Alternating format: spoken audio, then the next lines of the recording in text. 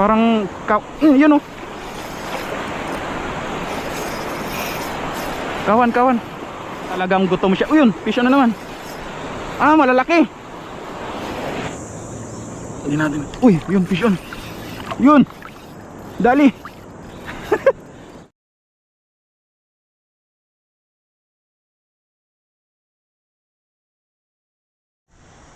Magandang umaga sa inyong lahat mga master. Tayo ay mag-fishing naman ngayon, kagabi or kaninang madaling araw na mugita tayo. Yung productive naman yung ano natin, lakad natin kanina, ayos na ayos. So ayun, mag-fishing tayo ngayon. Ang gamit nating setup, ito po. Ultralight setup, Good Catch Bankish from Good Catch Fishing Supply. Tapos 2000 series na Daiwa Finesse, spooled with 6 pounds na Easter Hunter. Ang ating leader ay 30 pounds. Ay 30 pounds tuloy, 15 pounds pala mga master, 15 pounds na Pioneer. Tapos yan oh,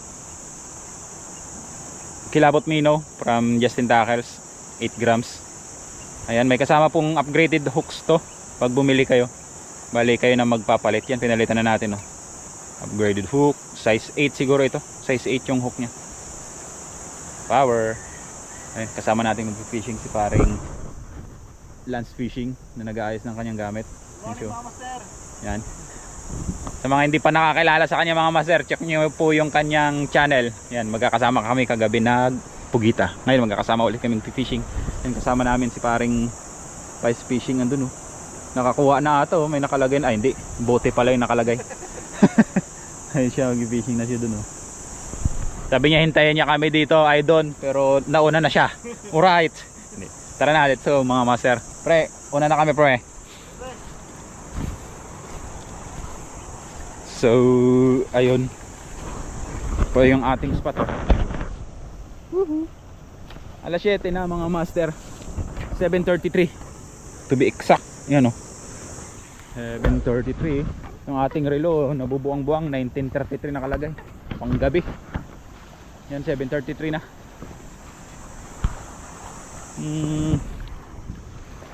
Natulog kasi tayo mga master hanggang 6:30. Kasi dumating tayo kanina sa doon sa kanila paring Lance Fishing. Parang ano, alas 4 na. Eh syempre nagkape-kape muna tayo, nagmerienda kasi gutom din nagilaw. Ayun, di nakatulog tayo mga alas 5 na mga master. Kaya tulog tayo siguro mga ano, isang oras. Kulang-kulang isang oras ang tulog natin. Pero power nap 'yun mga master. Ngayon hagis ulit tayo. Hagis naman tayo para power. Let's go mga master. Subukan na natin.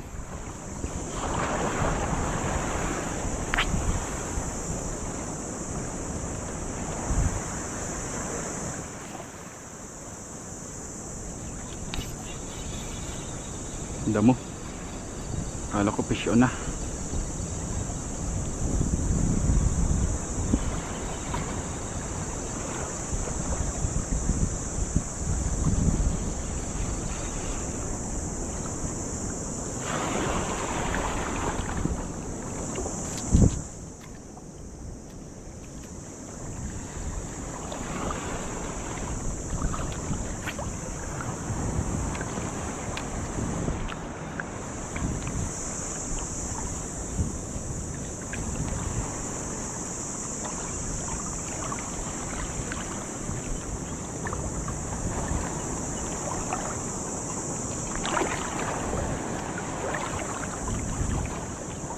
Fish on.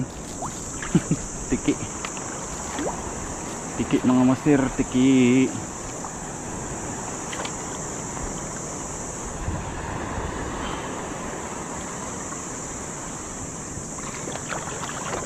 Wala natin.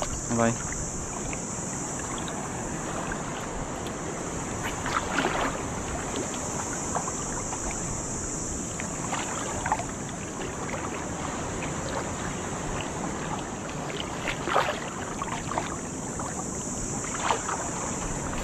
Dali. Parang sigaras. Uy, kanuping.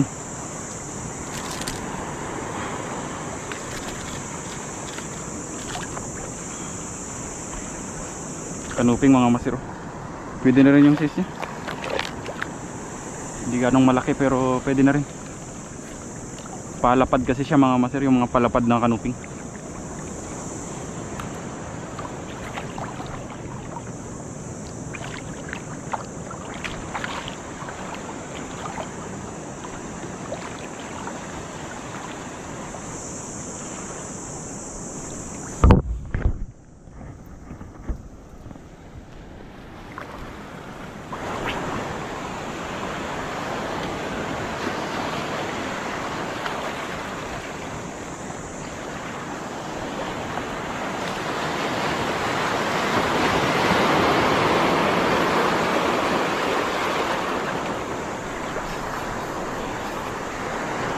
Fish on na nga master. Lapu-lapu.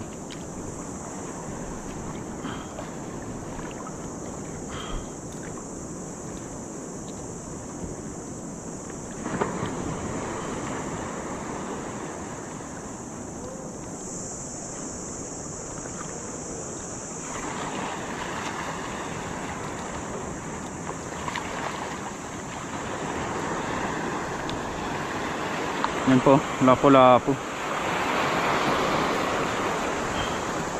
Sukatin nga natin.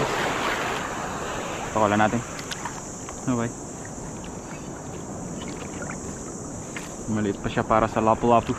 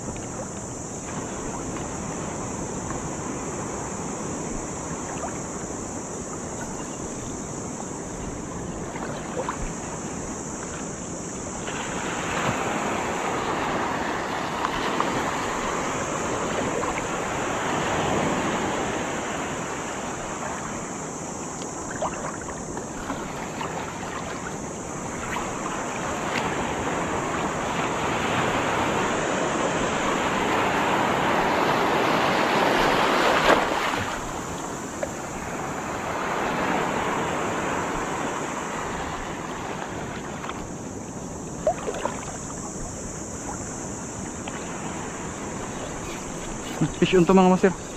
Fish on. Lah, sumirit pa nga. Sumirit. Triple tail wrasse oh. Laki.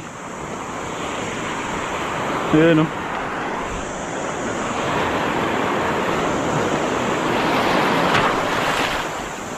Ayan po, triple tail wrasse.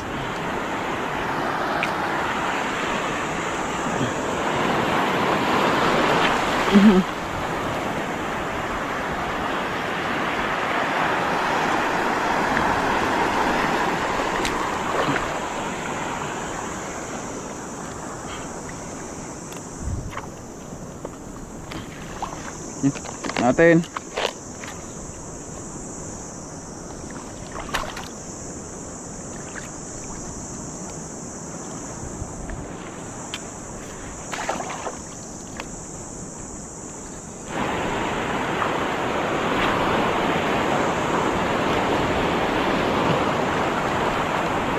Dito kumagat yung triple tail mga master sa butas na yan. Yung sa green na yan, yung malalim na yan. Madalas sa mga gantong spot ganyan yung ano nakukuha na natin, yung mga may buha-buhangin. Kanuping fish yun oh. Fish yun kay Parinad oh. Triple tail wrasse or kanuping. Ay puto. Butas pala yun. Ang lalim ng butas mga master. Hindi ko na ano yun. Dali. Uy, siniksik. Ay nakawala na mga master. Uy, ayan pa siya. Ayan pa siya mga master. May strike dito. Parang yun oh. Kawan, kawan. Woohoo! Kawan, kawan. Ang laki mga master oh.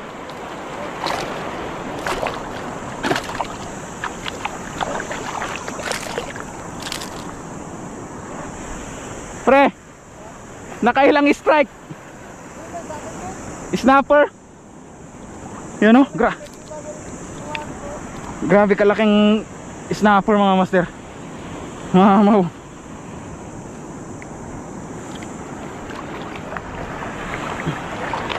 Baka kawan ito sila dyan. Kasi nakailang strike mga master. Hindi yan basta basta i-strike ng ganon ka frenzy kung ano, iisa lang siya.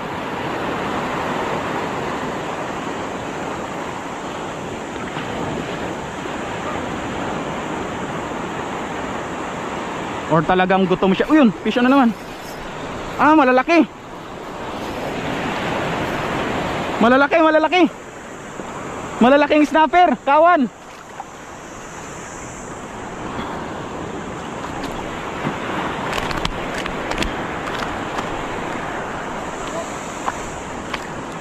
Yan ang masero, grabe kalaki. Kalalaki nila. Kawan ito. Diyan sila sa butas na yan oh. May bato kasi dito sa gitna, tapos butas dun.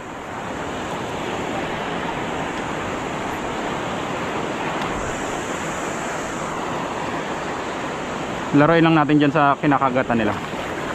Magkakasama to.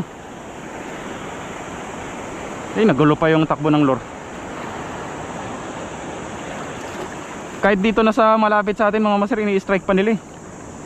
Ibig sabihin ano talaga sila, gutom. Kumbaga nakailang strike na may kumakagat pa.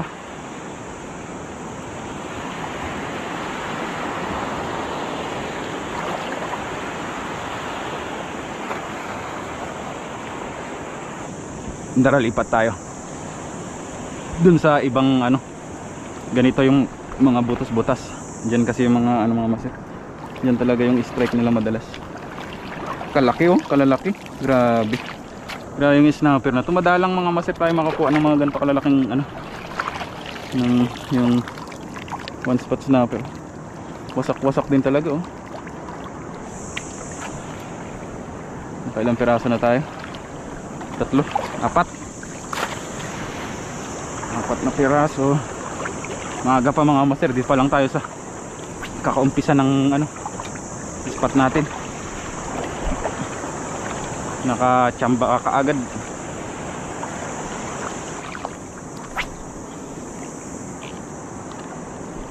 Yan oh, may nangahabol yan dito sa kanila.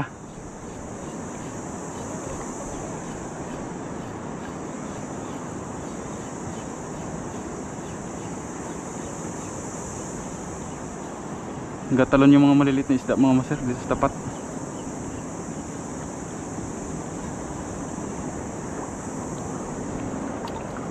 Isa lang ibig sabihin yan, may tumitira yan sa kanila dyan.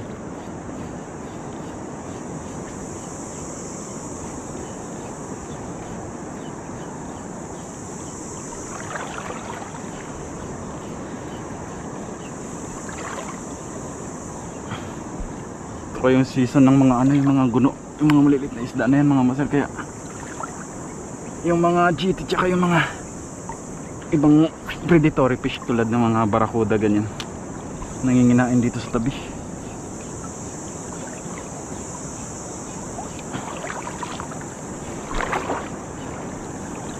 Sana makatsamba tayo ng kain ng GT or kahit yung mga bluefin trevally lang, basta mga good size.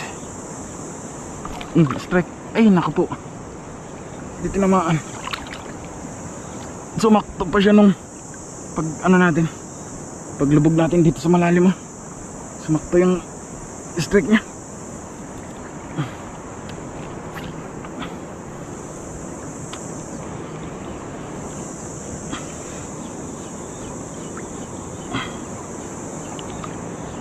Natunog na yung ano natin, line roller natin na parang tuyo.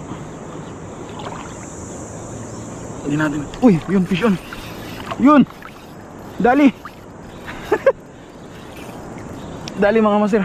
Grabe kalaking lapu-lapo. Mamaw. Ang laking lapu-lapo mga master. Legit. Oh,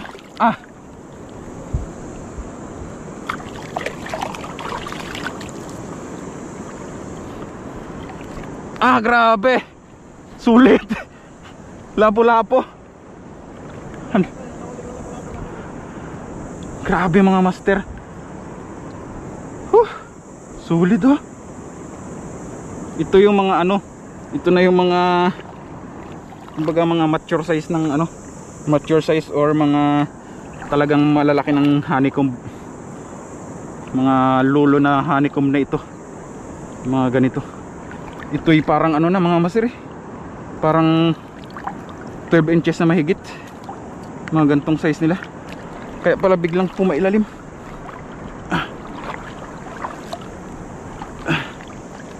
Grabe. Sulit. Boom. Sulit ang lakad.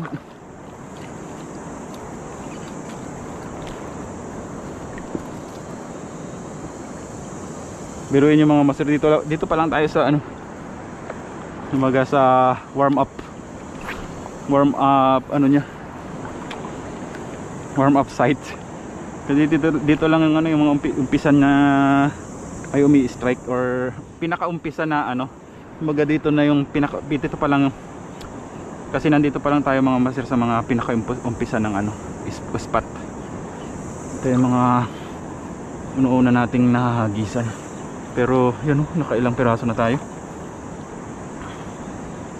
Nakalimang piraso na tayo. Tapos mga solid yung size. Isisiksik pa dapat niya sa bato eh. Buti na lang hindi niya tinuloy ang plano niya. Grabe kalaki. Madalang lang kasi yan mga master, yung mga honeycomb na ganyan, lumalaki ganyan. Sobrang dalang lang.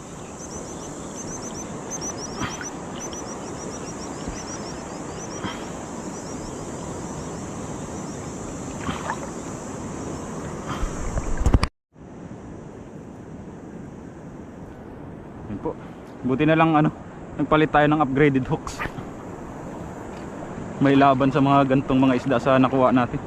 Malakas kasi ito mag ano mga master, magsiksik. Mga lapo-lapo tsaka mga ano, snapper. Eh pag naka-upgrade, kung naka-upgraded hooks kami kung naka-upgraded hooks kasi mga master, kayang-kaya silang persahin. Kumbaga hindi sila mabibigyan ng pagkakataon na ano, sumiksik. Kasi pag yung medyo malambot yung hooks mga master, syempre maaalangan ka din persahin.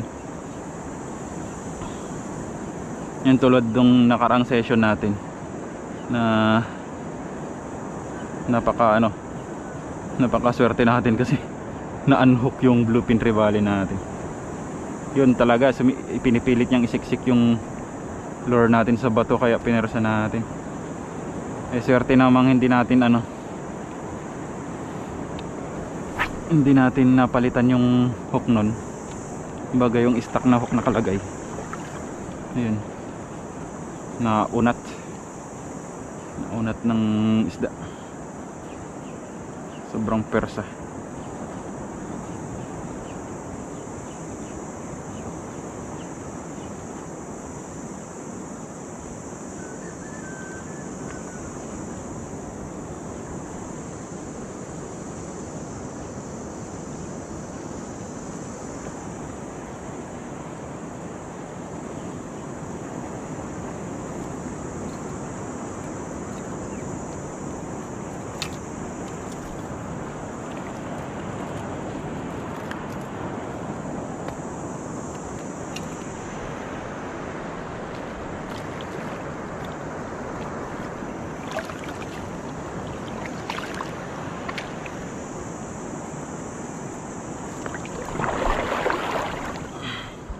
Saang.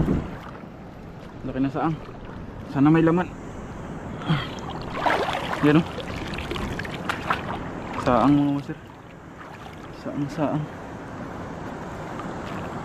Saang or ranga-ranga. Ranga-ranga. Or pusa-pusa.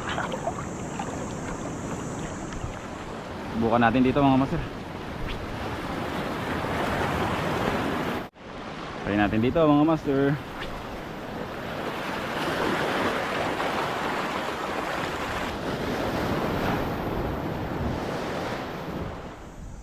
Yun mga master. Magandang umaga pa rin mga master. Alas 10 ng umaga. Alas 10 ng umaga. Alright. Bali, nagpahinga na ako mga master. Yung mga tropan doon po. Doon po sila. Nag-aagis pa sila doon. Sabagay hanggang dyan na lang yan sila. Hindi na yun sila lalampas doon sa batuhan na yun. Yun na lang yun sila. Hintayin ko na lang sila dito mga master. Nag-agis-agis pa yan sila dyan eh.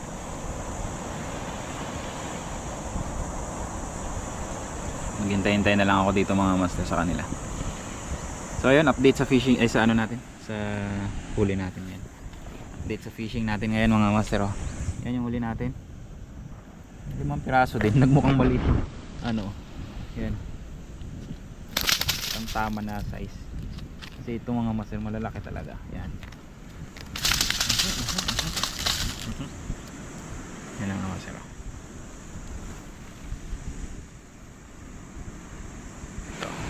Magkasama to isang ano butas.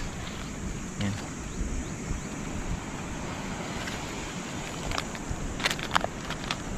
Yan ang master. Around ano to 12 inches or 1 foot itong isang to. Kulang-kulang pa. Kulang-kulang mga master na 1 foot. Mga sabihin na nating 11 inches to yung isang to mga master. 10 to 11 inches. Ito ang mahaba yung isa, yung lapu-lapu natin yan oh.